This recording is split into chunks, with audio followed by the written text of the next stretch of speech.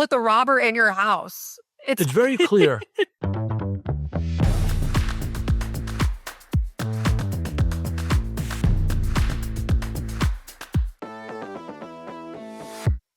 Hello, team, and welcome to Bureaucracy. I'm your host, Emily Gross, and I'm very excited because I have Ambassador John Herbst with me, who is the former ambassador to Ukraine and also the senior director of the Atlantic Council's Eurasia Center. And we're going to be talking all about the updates surrounding Ukraine and Russia and these recent talks and what's going on. So very happy to have you.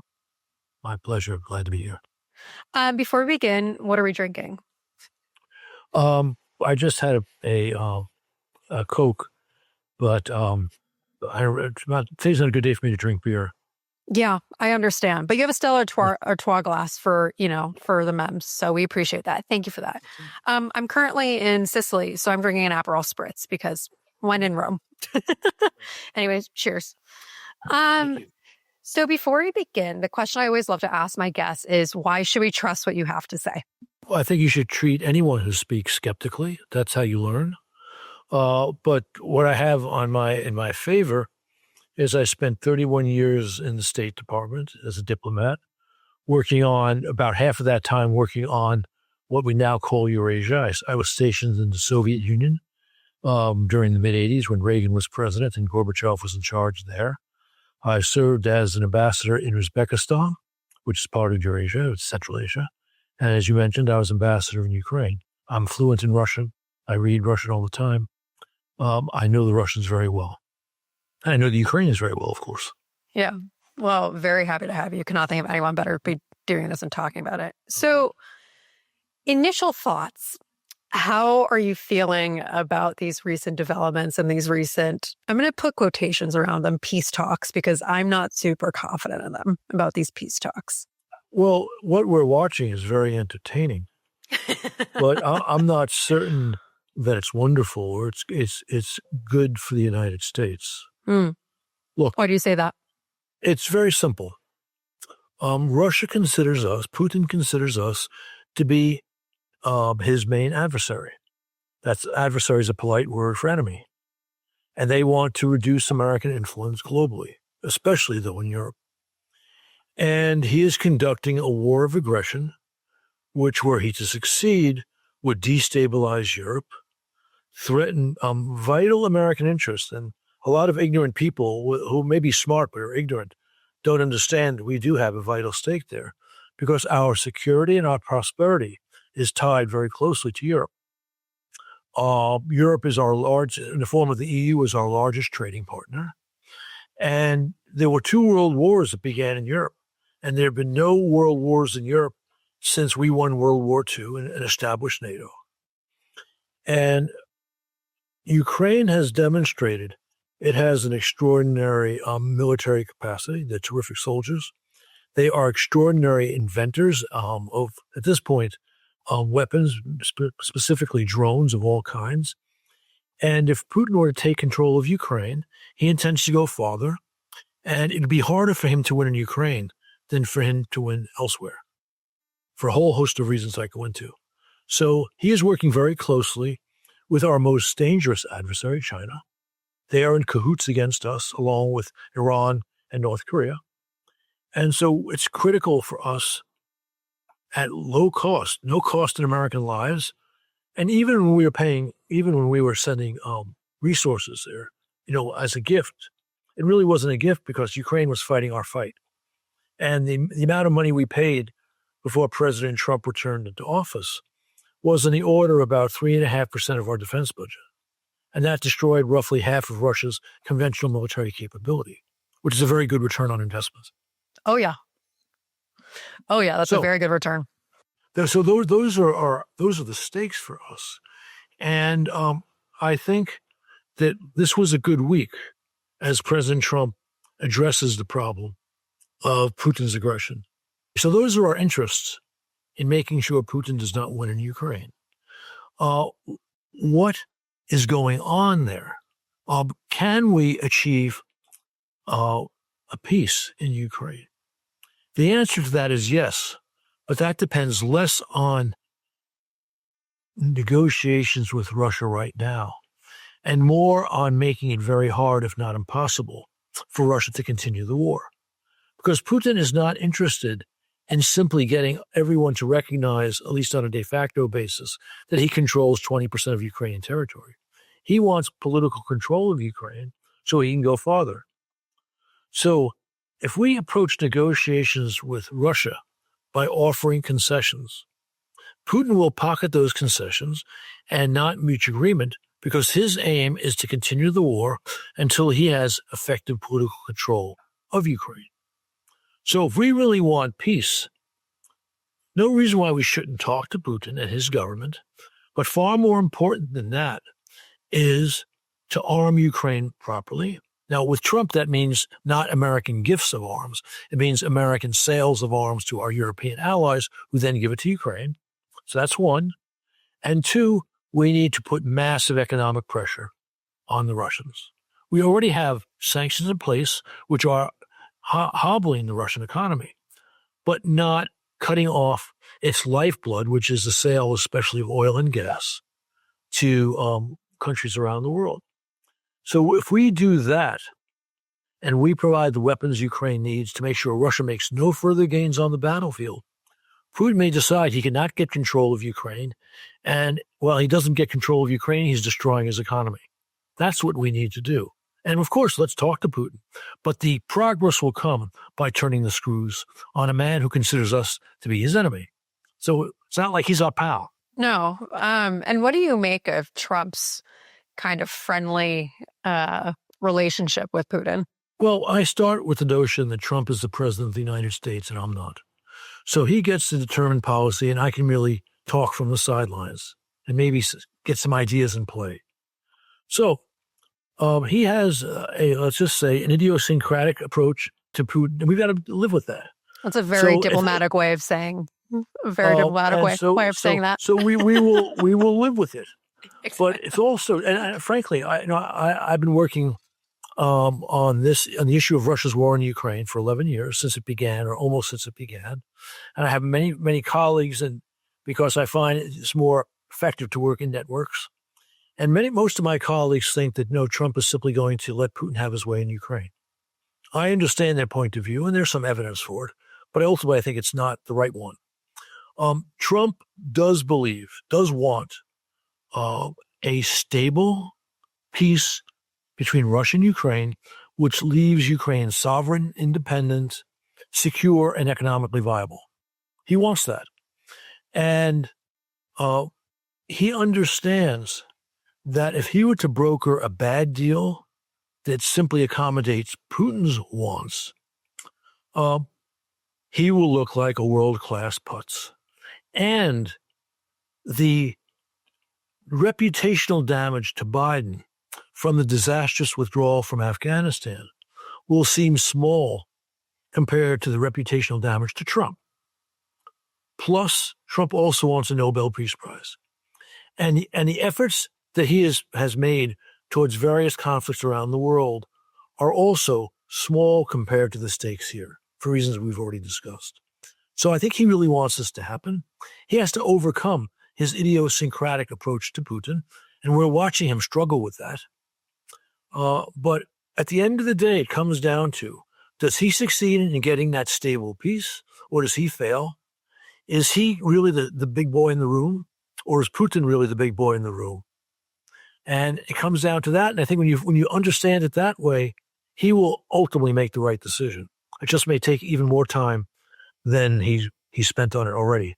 It's hard for me to imagine anything coming out even remotely fairly of an agreement between Russia and Ukraine, especially with the fact that as Putin went into the Alaska meeting with Trump, they bombed Ukraine extremely aggressively and have been continuing to do so, and just came out and said that for any security guarantees that they would want to be involved in those decisions for Ukraine. So it's just hard for me to see, and I know these are some of the biggest advancements we've seen in potential talks of peace deals, but just based on Putin's actions, it feels still very far and very unrealistic but maybe there's some foreign policy play there that I'm not seeing that maybe you have insight on. What are your thoughts? Alice is basically right. Again, one important thing happened this week. One positive important thing, actually two positive important things happened this week. One, Europe lined up as a unit, pushing for a sound, strong policy. And two, with Trump in the lead, they talked about security guarantees for Ukraine, which is absolutely essential. So that's all good stuff. The bad thing I've already mentioned, Trump allowed Putin to cross Trump's own deadline for sanctions and get away with it. And so that kind of looks like Obama letting Assad pass his red line on use of chemical weapons. And so that convinced Putin of something he believed even before that he can wait out and out-toughen Trump too, as he has all the other Western leaders since he began his war in Ukraine 11 and a half years ago. But, that was a misstep in my opinion. I think he largely made up for it, meaning Trump, this week for the reasons we just discussed. And the game is still on. And the same factors I've already described are in play. Now, let's talk about the specifics. And this is funny in a strange way, or in some ways a tragic way, tragicomic.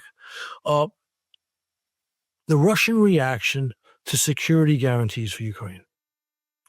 It's preposterous that they should have a role, since they gave guarantees or assurances to Ukraine in the Budapest Memorandum, which they trampled when they invaded in 2014. They reached an agreement, a treaty with Ukraine under Putin, which they violated when they invaded Ukraine in 2014 and again in 2022. So they have zero credibility. And again, since these guarantees are designed to protect Ukraine against Russia, Russia gets no say. No, it's crazy. It's like letting let the robber in your house. It's very clear. It's very clear that one weight on our president, and it's unfortunate, he doesn't have very strong advisors when it comes to Russia, people who know Russia well. That's how you get misinterpretations of what Putin says when the special envoy goes to Moscow without any Russian experts in the room or Russian Americans who speak Russian. So this is a problem for Trump. He needs a stronger team. And again, at the end of the day, it's very simple. We put pressure on Putin. It's hard for him to continue the war. And that's the first critical step we need to have the peace that Trump wants. But this is still not going to be fast. If Trump tomorrow followed this game plan, it's going to take, at an absolute minimum, 6 or 8 months for Putin to be convinced that this time the pressure is real and he will not be able to withstand it.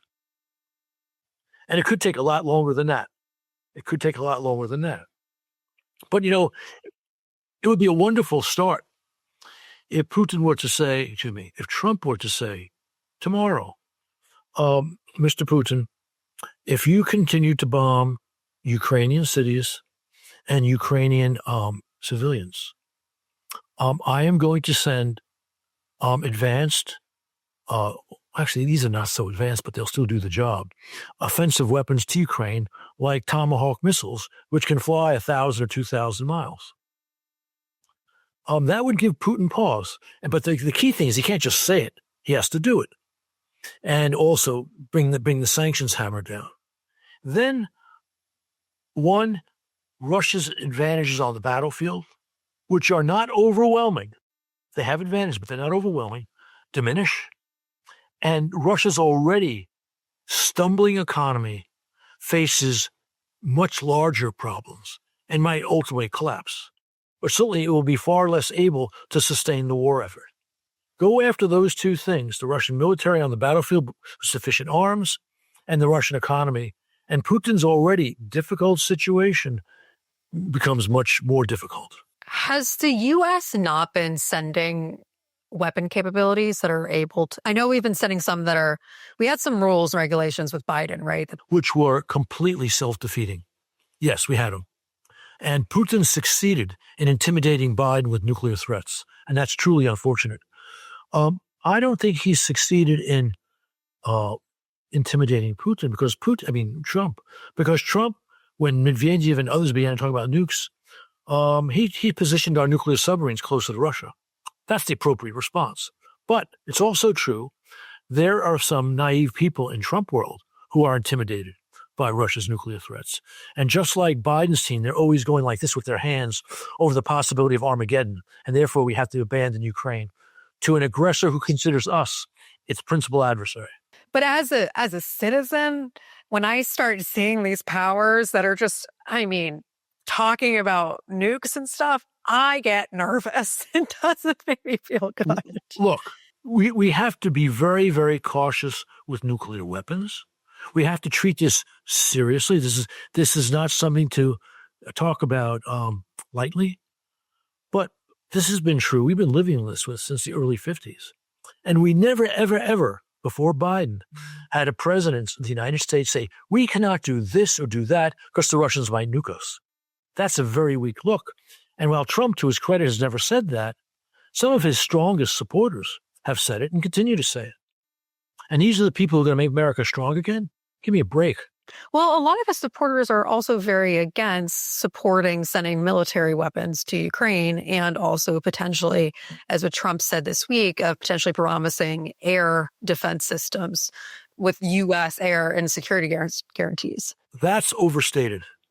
That's what you said is not wrong, but I would not put the number of supporters of Trump. Now, I'm distinguishing here supporters from Trump by Republicans who voted for Trump, because he was a Republican candidate.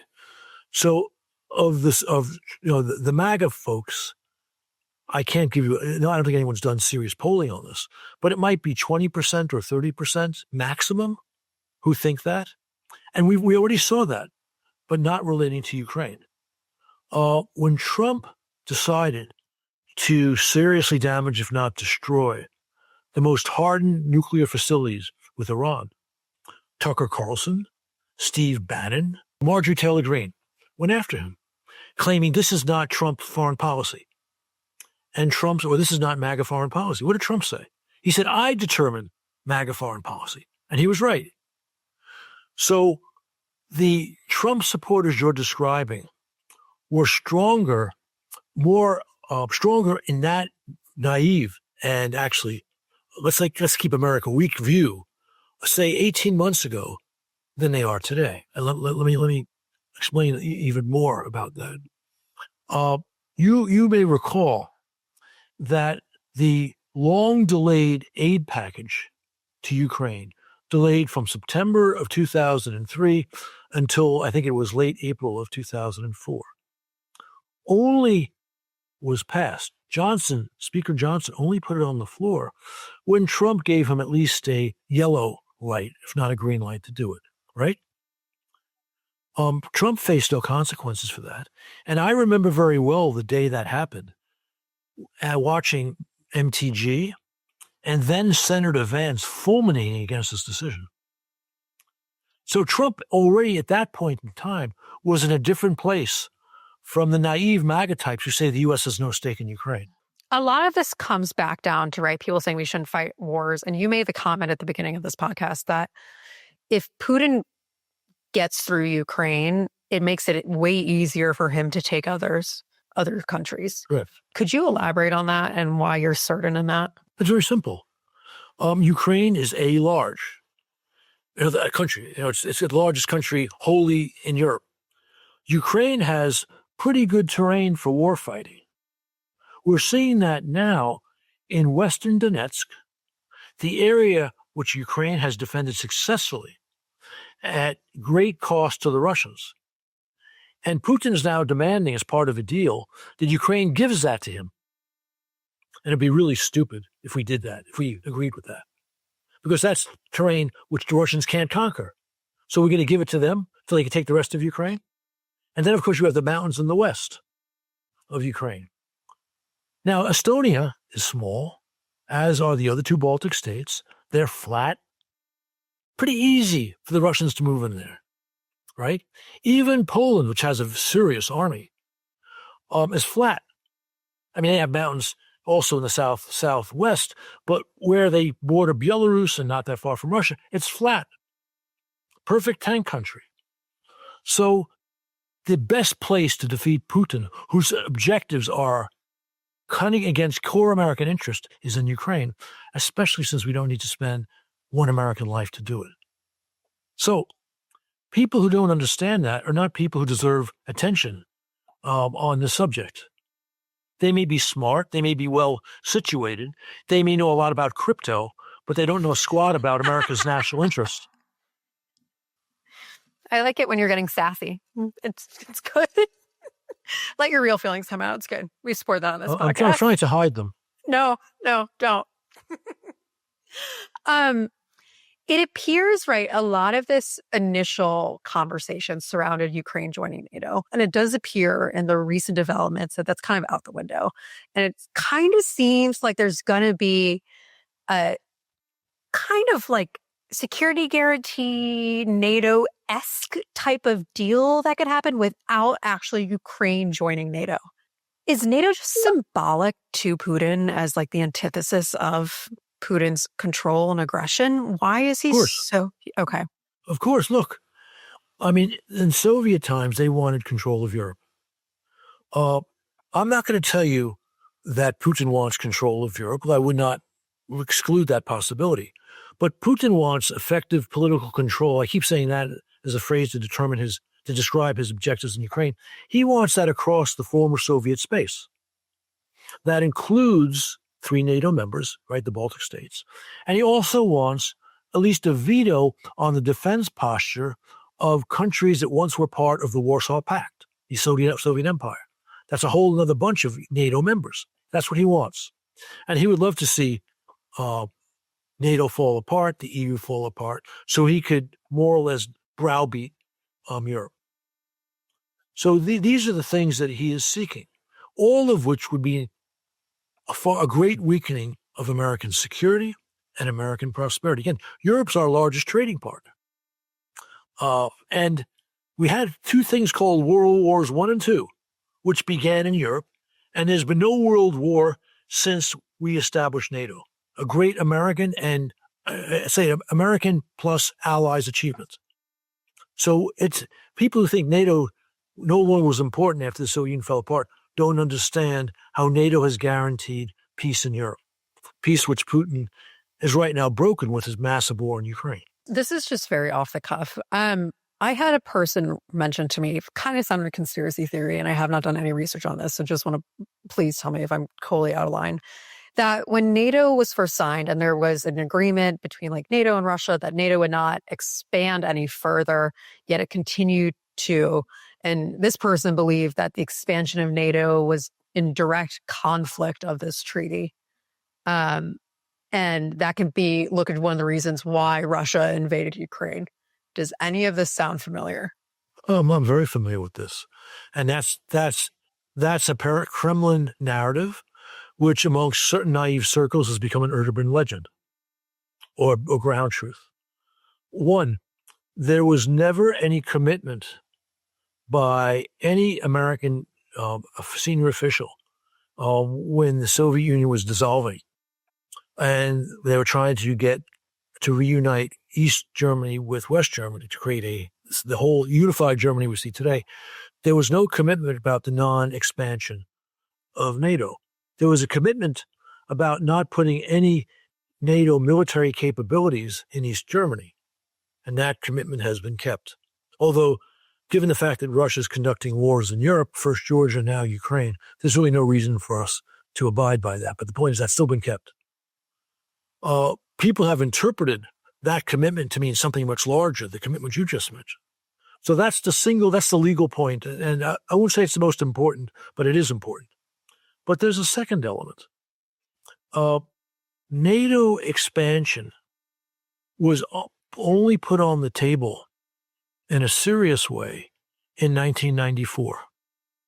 That was 3+ years after the Soviet Union dissolved. The day the Soviet Union dissolved and Russia appeared as an independent country, they began what now is called the frozen conflict policy, where they, sub rosa, right behind the scenes, intervened in neighboring countries, promoting conflict in order to have influence over those countries. And they practiced this in a very visible way, even though it was supposed to be behind the closed curtains, in Georgia, in Moldova, and also in the then Armenian enclave in Azerbaijan, Nagorno-Karabakh. Now, the countries that were freed from Russian control, from Moscow's control, when the Soviet Union fell apart, countries like Poland, then also in this process, the Baltic states became independent. Countries like Romania, they had a history of Russian control that they did not like, for understandable reasons. They watched what Russia was doing in Georgia and in Moldova and said, we've got to get into NATO now. And they began to push for this almost immediately, just as Russia began this aggressive, behind-the-scenes policy in the near abroad as soon as it became independent. But Washington didn't give a hoot, didn't listen. And only 3 years later did this begin to gain some traction in the United States. And that's how this all happened. It was demand-driven, never pushed by NATO, and it was very controversial here and elsewhere. And again, it was good sound sense. If NATO had not expanded, then we might be talking about Poland as a venue for Russian aggression today. Russia had control of at least eastern Poland for as long as it had control of Crimea. So they could have made the same arguments about Poland that they made about Crimea. Interesting. Very interesting. And now, since you brought up Crimea, do you see any end to this war where Ukraine is able to, one, keep the Donbas region and withstand that territory and also get back Crimea? Well, I don't exclude it, but I also think it's a long shot. Yeah. Let me clarify, because 2014, Crimea, very different than the advancements Russia has made now into the eastern part of Ukraine. Right. So let's focus on the eastern, because like you said, Crimea is unfortunately kind of, it's a actually, look, there are two important things to say about Crimea, or actually three important things to say about Crimea. First, Russia used Crimea as its launching pad in the south for the big invasion, and they made their largest gains there, which it's one more reason not even to talk about handing over Western Donbass to Russia to get a peace agreement now. Okay, so that's point one. Point two, I think it's safe to say that had the Biden administration not been intimidated by Putin and armed Ukraine properly in the way they would arm our own forces for its offensive in 2023, they would not necessarily have gotten back Crimea, but they would have put Crimea at risk by breaking the land bridge from Russia through occupied southern and southeastern Ukraine to Crimea, making it far more difficult for Russia to hold on to Crimea. It would be just that much more expensive, and that would have diverted all sorts of resources. And so the third thing, it would be, again, a self-goal, an unforced error by us to recognize, to get Russians to a ceasefire or a peace deal, that Crimea was de jure, by law, Russian territory. We've had a very effective policy for almost 100 years of not acknowledging territories seized by force. We first began that policy when Japan took over parts of Northeast Asia and Manchuria and created the puppet government of Manchukuo. And Stimson, then he was a senior official, a cabinet member in the government, enunciated the Stimson Doctrine, which refused to recognize it.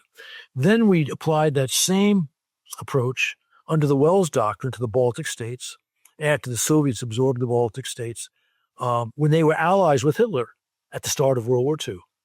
Let's never forget, the Russians like not to bring it up, they were allies with Hitler, and that's why the war began.